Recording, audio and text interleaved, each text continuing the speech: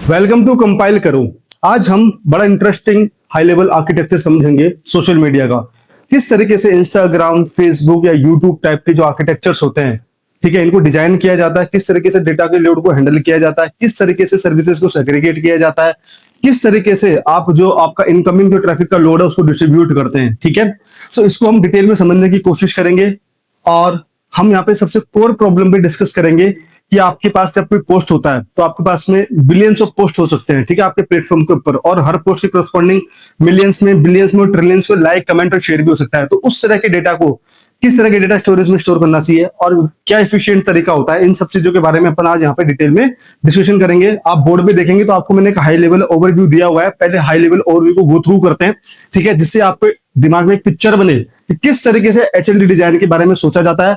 मैंने यहाँ पे माइक्रो सर्विसेज आर्किटेक्चर को फॉलो किया है और बेसिकली मैं जाऊंगा डोमेन ड्रिवन, ठीक है, domain based micro services architecture में जाऊंगा यहाँ पे।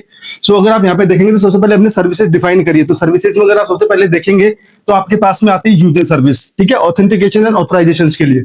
फिर आती है पोस्ट सर्विस, जहाँ पे जितने भी आपके पास पोस्ट होगा, चाहे वो वीडियो का पोस्ट होगा, चाहे वो फोटो का पोस्ट होगा, या फिर आपके पास में टेक्स्ट वाला पोस्ट होगा, वो सारा यहाँ पे होगा। ठीक है, उसके बाद होगा लाइक, उस पोस्ट पे कितने लाइक है, किसने कराया, कब कराया, कैसे किया है। ठीक है, उसके बाद आएगा कमेंट, उस वाले पोस्ट पे कितने कमेंट है, कितने रिप्लाई है, ये सारा डेटा हम यहाँ पे स्टोर करेंगे। तो बेसिकली कमेंट प्लस रिप्लाई का डेटा हम इस वाली सर्विस में स्टोर करेंगे। उसके बाद आता है व्यूज और इंप्रेशन का सारा डेटा जो होगा आपके पास में, इसको बोलते हैं यूजर एंगेजमेंट। ठीक है, इसको हम यहाँ पे स्टोर करेंगे। उसके बाद आएगा हैशटैग, जितने भी आप हैशटैग यूज करते हैं उनके लिए अपन एक अलग से सर्विस बनाएंगे, क्योंकि हैशटैग का डेटा बहुत सारा होता है, उसके साथ बहुत सारे पोस्ट एसोसिएट होते हैं, तो इसकी वजह से हमने सेपरेट सर्विस बनाया उसके लिए। उसके बाद आता है फीड, जो भी आप पहली बार जब जैसे प्लेटफॉर्म पर लॉन्च करते हैं आप, तो आपको जो पहला पेज दिखता है उसको बोलते हैं फीड। ठीक है, उसके बाद आता है सर्च, अगर आपको कोई भी चीज सर्च करनी है उस वाले प्लेटफॉर्म में तो सर्च वाली सर्विस बनाएंगे हम एक। उसके बाद होगा एक मीडिया, जो कि आपको इमेज और वीडियो अपलोड करने की फंक्शनलिटी देती है, इसलिए हमने इस वाली सर्विस को अलग रखा है। ठीक है, इसके बाद आएगी एनालिटिक्स। एनालिटिक्स सर्विस में आप एग्रीगेट व्यू रखते हैं सारे डेटा का। ठीक है, इसके बाद आते हैं एड्स की सर्विस। तो अगर मान लीजिए आपको कोई भी कैंपेन चलाना, कोई एड चलाना है, तो आप इजीली इस वाली सर्विस के थ्रू ड्राइव कर सकते हैं। उसके बाद आएगी आपके पास में पर्सनलाइजेशन की सर्विस। तो बेसिकली फीड जो ड्राइव होता है वो पर्सनलाइज डेटा से ड्राइव होता है कि यूजर किस रीजन में रहता है, किस तरह की पोस्ट को लाइक करता है, उसका नेचर किस तरह का है, इसके बेसिस पे डेटा फीड में जाता है। ठीक है, तो ये मास्टर कंपोनेंट होता है, ये मास्टर सर्विसेज होती हैं जो हमने यहाँ पे डिसाइड करी है। इन सर्विसेज की हेल्प से आप इजीली इंटरव्यू में हर एक चीज का आंसर कर सकते हैं। यहाँ पे फिर मैंने एक ओवरव्यू, आपको एक बेसिक फ्लो दिखाया, बेसिकली आइडियल फ्लो कैसे काम करना चाहिए सोशल मीडिया आर्किटेक्चर का। ठीक है, तो एक यूजर होता है, यूजर ने लोड बैलेंसर पे रिक्वेस्ट मारी, लोड बैलेंसर से रिक्वेस्ट अगर यूजर को ऑथेंटिकेट ऑथराइज करना है तो यूजर सर्विस के पास में जाएगी। अगर यूजर को फीड से इंटरेक्ट करना है तो फीड सर्विस को डायरेक्टली एपीआई एक्सपोज करनी पड़ेगी। सेम फॉर सर्च वाली सर्विस से डायरेक्टली एपीआई एक्सपोज करनी पड़ेगी। और ठीक है, और मीडिया के लिए भी डायरेक्टली एपीआई एक्सपोज होगी। और उसके बाद अगर आपको कोई एड्स दिखाने हैं तो एड्स के लिए भी अलग से अपन एपीआई एक्सपोज करेंगे। ठीक है, इसके बाद मैंने ग्रुपिंग करी है काफी सर्विसेज की, जो कि सबसे क्रिटिकल कंपोनेंट है।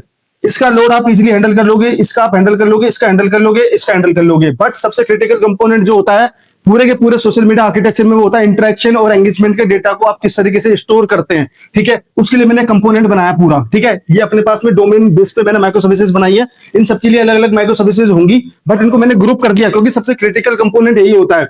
तो कोई भी यूजर जब इन सर्विस के साथ में इंटरेक्ट करता है, ठीक है, तो आप वहां पे डेटा स्टोर कर देंगे। अब यहाँ पे डेटा स्टोर करने की अगर मैं बात करूं, अगर आपके पास लोड मिनिमम है और आपके पास डिफाइन लोड है, तो आप किसी भी माइस्क्यूएल में जाके डेटा स्टोर कर सकते हैं। तो अपन यहाँ पे क्या बात करी, डेटा स्टोरेज के लिए सबसे पहले अपन क्या यूज कर सकते हैं, माइस्क्यूएल यूज कर सकते हैं। मैंने माइस्क्यूएल क्यों बोला, क्योंकि आपके पास डेटा में रिलेशनशिप है, डेटा स्ट्रक्चर फॉर्मेट में, इस वजह से आप ये वाला डेटा यहाँ पे स्टोर कर सकते हैं। और कमेंट का जो डेटा होता है ना, उसको आप नोस्क्यूएल में स्टोर करेंगे। ठीक है, तो कमेंट का डेटा मैं स्टोर करूंगा नोस्क्यूएल के अंदर, और नोस्क्यूएल में भी अगर मुझे चूज करना होगा तो मैं मोंगोडीबी के साथ में जाऊंगा, क्योंकि मोंगोडीबी का जो आर्किटेक्चर होता है वो आपके पास में राइट हैवी आर्किटेक्चर होता है, इस वजह से मैं मोंगोडीबी के साथ जाऊंगा। ठीक है, तो मैंने यहाँ पे बोला मोंगोडीबी। तो ये सब चीजें आपको हेल्प करेगी इंटरव्यू में आंसर करने के लिए, क्योंकि जब इंटरव्यू आपसे क्रॉस क्वेश्चन करेगा तो आपको पता होना चाहिए मैंने मोंगोडीबी क्यों चूज करा है, क्योंकि मोंगोडीबी राइट हैवी आर्किटेक्चर होता है, जेसन फॉर्मेट में डेटा स्टोर करता है। ठीक है, बोसन फॉर्मेट बोलते हैं बेसिकली उसको। ठीक है, और उसकी पर डॉक्यूमेंट की लिमिट जो होती है वो 16 MB की होती है। ठीक है, 16 MB की लिमिट होती है पर डॉक्यूमेंट की, और आप इजीली डेटा को स्केल कर सकते हैं, मल्टीपल कलेक्शंस बना सकते हैं। इस वजह से मैं मोंगोडीबी को यहाँ पे यूज करूंगा। तो बेसिकली हैशटैग, व्यू, कमेंट, ये सारा आपके पास एक स्ट्रक्चर फॉर्मेट में डेटा है। ठीक है, तो आप बेसिकली इन डेटा को सिक्वल और नोस्क्यूएल में स्टोर कर सकते हैं। बट बात करते हैं कि अगर आपके पास में अगर इंस्टा लेवल का स्केल है, फेसबुक लेवल का स्केल है, यूट्यूब लेवल का स्केल है, तो आपके पास ये डीबीज काम नहीं करेंगी। फिर आपको कुछ बेटर तरीके सोचने पड़ेंगे कि आप किस तरीके से डेटा को स्टोर करते हैं। ठीक है, उसके बारे में अपन आगे सेशन में जानेंगे। इसके बाद मैंने बोला कि जो जितना भी आप इंटरेक्शन कर रहे हैं, इस इंटरेक्शन का डेटा आपने काफका पाइपलाइन में पुश कर दिया। क्यों? क्योंकि सर्च के लिए भी जरूरी है मेरे को डेटा, मेरे को ये डेटा पर्सनलाइजेशन के लिए भी जरूरी है, ये डेटा मेरे लिए क्या बोलते हैं एनालिटिक्स के लिए भी जरूरी है, बिकॉज एनालिटिक्स सर्विस आपकी एग्रीगेट डेटा को पॉपुलेट करेगी। तो एक पोस्ट के टोटल कमेंट लाइक शेयर कितने हैं, वो एनालिटिक्स वाली जो सर्विस है वो उसको रिप्रेजेंट करेगी। ठीक है, उसके बाद में आपके पास में आता है कि पर्सनलाइजेशन का जो डेटा होगा वो काफका के थ्रू फीड में भी पॉपुलेट होगा, क्योंकि जिससे आप उसको यूजर को फीड दिखा सके, personalise feed. Same for ad, अगर आपको दिखाना तो अगर एड को भी आपको पर्सनलाइज करना पड़ेगा यूजर की प्रोफाइलिंग के हिसाब से, किस तरह के एड मुझे इसको प्रमोट करने चाहिए, दिखाने चाहिए। इस वजह से ये वाला डेटा यहाँ पे भी जाके काफका से पॉपुलेट होगा। काफका मैंने क्यों चूज करा, क्योंकि काफका एक बड़ा इंटरेस्टिंग डिस्ट्रीब्यूटेड आर्किटेक्चर है जो कि हाई स्केल को सपोर्ट करता है और उसमें डेटा परसिस्टेंट व्यू में भी होता है और काफी सारी फंक्शनलिटी मुझे एक्स्ट्रा में देता है। इस वजह से काफका को हमने यहाँ पे चूज किया है। काफका के डिटेल आर्किटेक्चर के बारे में आप मेरे प्रीवियस सेशन में जाके देख सकते हैं, डिटेल में देखोगे तो आपको पूरा आर्किटेक्चर डिटेल में समझ में आएगा किस तरीके से काफका काम करता है। तो ये इस तरीके से आपका पूरा का पूरा सोशल मीडिया दिखाई देता है। यहाँ पे एक और सर्विस होती है रिपोर्टिंग और स्पैम के लिए, आप अलग से एक सर्विस बना सकते हैं। ठीक है, अगर आपको किसी भी पोस्ट को रिपोर्ट मार्क करना है, स्पैम मार्क करना है, तो आप उसके लिए रिपोर्टिंग और स्पैम की अलग से सर्विस बना सकते हैं। ठीक है, तो आपका एक बेसिक ओवरव्यू हो गया सोशल मीडिया का। अब अपन यहाँ पे कोर प्रॉब्लम को डिस्कस करते हैं कि इनका वर्क फ्लो कैसा होना चाहिए। तो मैंने बताया कि जब आपके पास में कुछ सर्विसेज डायरेक्ट एक्सपोज होगी, उसको प्लेटफॉर्म लेवल की सर्विसेज आप बोल सकते हो। ठीक है, जैसे एड वाली सर्विस पे आएगा, मीडिया की सर्विस है, फीड की सर्विस है, लाइक कमेंट पोस्ट शेयर, ये सारी सर्विस में पहले डायरेक्ट लोड आएगा और फिर डेटा पीछे की तरफ पुश होगा जो कि पॉपुलेट करेगा पर्सनलाइजेशन को, एनालिटिक्स को, सर्च को पावर करेगा। ठीक है, सर्च भी आपके पास में फ्रंट फेसिंग सर्विस होगी, क्योंकि जब आप किसी का नाम सर्च करने जाएंगे तो वो डेटा आपके पास यहाँ पे आएगा और यूजर की सर्विस से भी सर्च पे डेटा पावर होता है। ठीक है, अगर आपको कोई किसी का यूजर नेम अगर सर्च करना है, किसी जगह के बारे में सर्च करना है, तो सर्च से वो सारी चीजें पावर होती है। सर्च का अपन आर्किटेक्चर डिफरेंट सेशन में समझेंगे, अलग से डिटेल में आपको बताऊंगा किस तरीके से सर्च की पूरी पाइपलाइन बनाई जाती है। ठीक है, तो इस तरीके से आप देखेंगे तो पूरा का पूरा सोशल मीडिया का आर्किटेक्चर दिखता है। अब मैं कोर प्रॉब्लम पे आता हूं कि ये सर्विसेज जो होती है ना, ये अपना डेटा स्टोर कैसे करती है, क्योंकि सबसे बड़ी प्रॉब्लम सोशल मीडिया में जो है ना वो डेटा की होती है। इस सेशन में हम उस पे मेनली फोकस करेंगे। उसका रीजन क्या है, क्योंकि इंटरव्यूअर आपसे वही क्वेश्चन पूछेगा कि आप इतने हाई स्केल का डेटा किस तरह के डेटाबेस में स्टोर करोगे, क्या किस तरीके से टेबल को डिजाइन करोगे। ठीक है, तो बेसिकली उस चीज को समझने की कोशिश करते हैं कि हाई लेवल डेटा को किस तरीके से स्टोर किया जाता है। ठीक है, इसको मैं रफ कर रहा हूं अभी पूरे को। ठीक है, अब मैं बात करता हूं डेटा की। तो डेटा के अंदर अगर आप सर्विस देखेंगे तो आपके पास एक लाइक की सर्विस है, एक कमेंट की सर्विस है, एक व्यू की सर्विस है और एक हैशटैग की सर्विस है। ठीक है, इन सर्विसेज में जब आपके पास में डेटा आता है तो बेसिकली लाइक पे डेटा क्या क्या होगा आपके पास में, एक पोस्ट आईडी होगी, एक यूजर आईडी होगी, मैं यहाँ पे लिख देता हूं। ठीक है, एक पोस्ट आईडी आपके पास में होगा, एक आपके पास में यूजर आईडी होगा।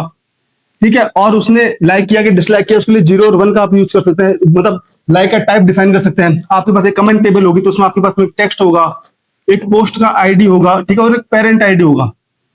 यहाँ पे एक इंपॉर्टेंट कंसेप्ट है पेरेंट आईडी का, क्योंकि इस कमेंट में मल्टीपल रिप्लाई हो सकते हैं।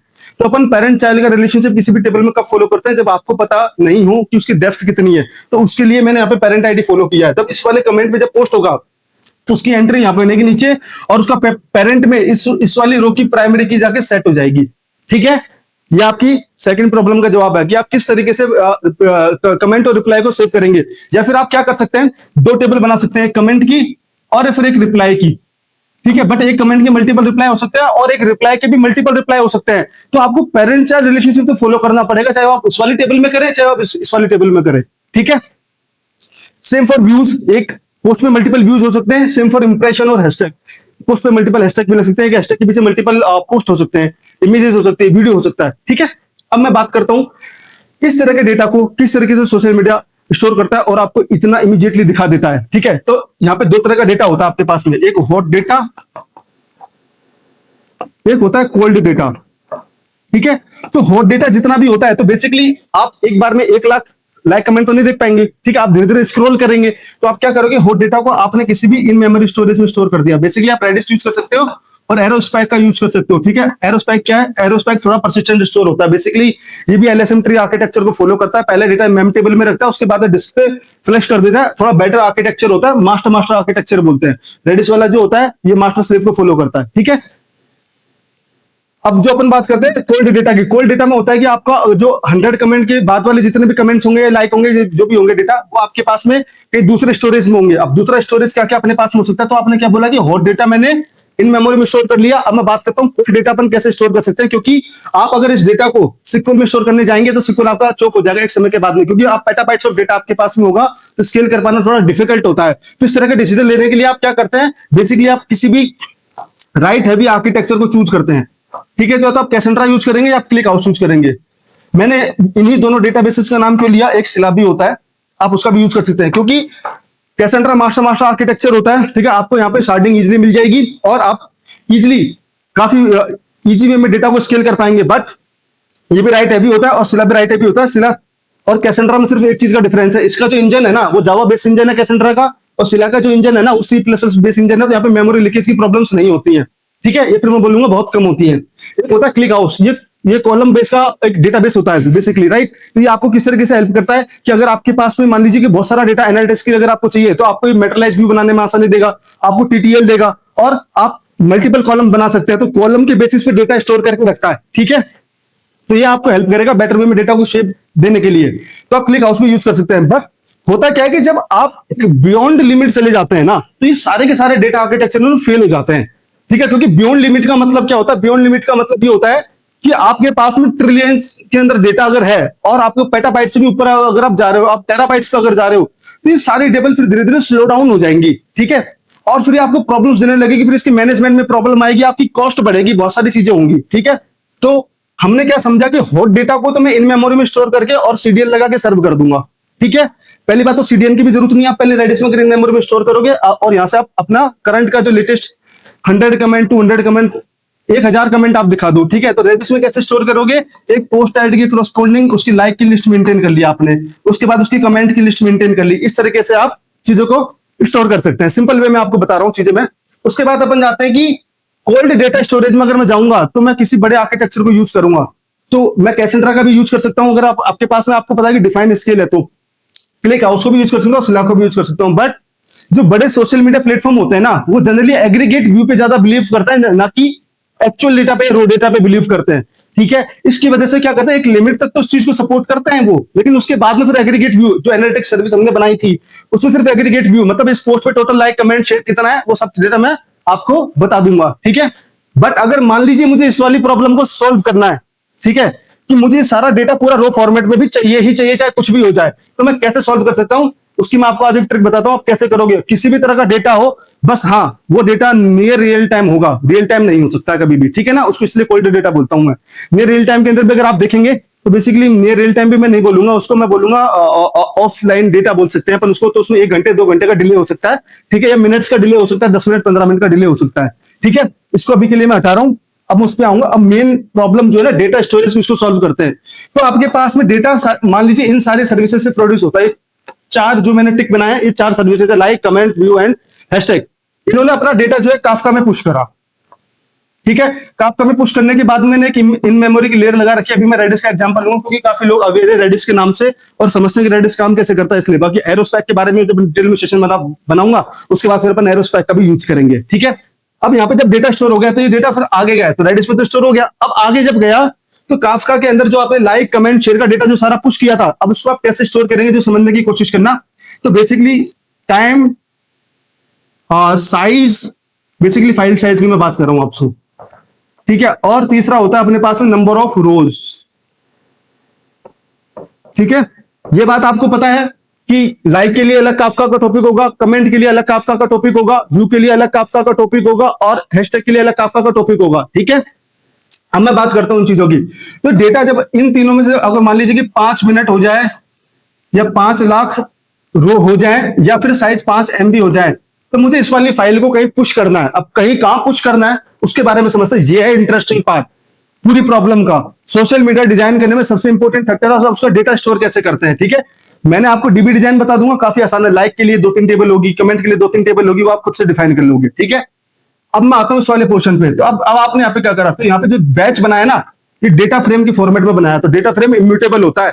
ठीक है, मैंने मेरे डेटा वेयरहाउस वाले सेशन के अंदर डिटेल में बता रखा किस तरीके से इनका यूज करते हैं। ठीक है, डेटा फ्रेम बनाने के बाद आपने इसको पार के फाइल में कन्वर्ट करा। मैंने पार के फाइल में क्यों कन्वर्ट करा, क्योंकि मॉडर्न डेटा वेयरहाउस के जितने भी आर्किटेक्चर्स है ना उनके ऊपर जो क्वेरी इंजन है ना उसको काफी इफिशिएंटली यूज करते हैं पार के एक्सटेंशन को।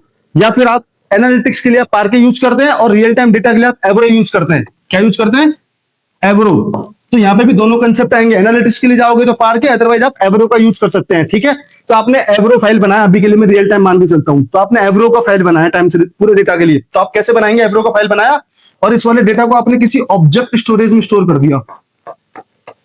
ठीक है, और इसके ऊपर फिर आपने अथेना या फिर आपने बिग क्वेरी का यूज कर लिया या प्रेस्टो इंजन का यूज कर लिया। तो behind the scene Athena Presto engine का यूज करता है, फेसबुक ने बनाया प्रेस्टो इंजन। ठीक है, तो अगर आप देखेंगे तो ये सारा का सारा डेटा मैंने क्या करा और ऑब्जेक्ट स्टोरेज में डाल के प्रेस्टो में डाल दिया। अब जब आपको बाकी डेटा जो लोड करना है, बाकी के डेटा को जब आपको लोड करने की बारी आएगी, पहले तो आपने कैसे से सर्व कर दिया, फिर उसके बाद आपका डेटा में कुछ डेटाबेस में डेटा भी पड़ा है जो कि 1 महीने का या 7 दिन का डेटा को आपने वहां से सर्व कर दिया। उसके बियॉन्ड भी अगर यूजर स्क्रॉल कर रहा है तो फिर आप डेटा यहां से लोड कर सकते हैं। उसको बोलते हैं lazy loading. Lazy loading format में आप डेटा लोड कर दोगे इसके अंदर। ठीक है, सो बेसिकली इस तरीके से किसी भी तरह का डेटा हो आपके पास में, चाहे लाइक का हो, चाहे कमेंट का हो, चाहे शेयर को, आप स्टोर करेंगे। यहाँ पे किस फॉर्मेट को आप फॉलो करेंगे बेसिकली जो बता देता हूं। तो आप एक पोस्ट के लिए आप एक फोल्डर बनाएंगे, तो उसके अंदर आपके पास में मल्टीपल पोस्ट आईडीज होंगी। ठीक है, उस पोस्ट आईडी के अंदर आपने एक लाइक का बनाया, एक आपने व्यू का बनाया, एक हैशटैग का बनाया, सारे फोल्डर बनाए, मतलब सब फोल्डर नेस्टेड जाऊंगा।